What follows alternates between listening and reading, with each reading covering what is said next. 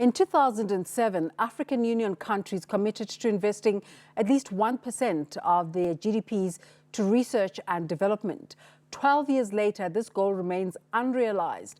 Currently, the continent invests only 0.4% of their GDPs to research, and the continent has the least share of global health researchers. The continent now hopes to change that through a 5-year initiative that will train at least 1,500 African researchers. Sarah Kimani reports of the initiative dubbed Delta's Africa. From the Ebola epidemic ravaging parts of the Democratic Republic of Congo, malaria, HIV, AIDS, and tuberculosis in other parts of the continent, Africa is not short of health challenges. Yet, solutions to some of these challenges have been hard or slow to come from the continent due to lack of funding and an environment conducive to conduct research. Particular metric, you want to count the number of scientists per 1 million of the population. In places like the UK, that number is about between 4,000 and 5,000.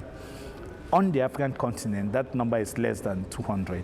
Now the African Union, through AUDA-NEPAD, Global Charity Wellcome Trust, and the UK's Department for International Development, DFID, have come together to implement Delta's Africa, a $100 million program aimed at producing homegrown researchers who work on research relevant for Africa's health challenges. We are currently training about 1,500 young Africans in the area of health research and One Health and other areas. The program spreads across 54 institutions from 21 countries on the continent. For years, Africa has been affected by an exodus of the best brains to Western nations where resources and facilities for research are available. Delta's Africa is attracting leading researchers back to Africa.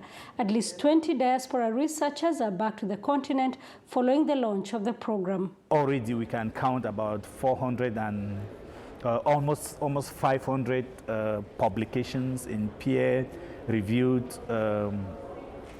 articles on the continent.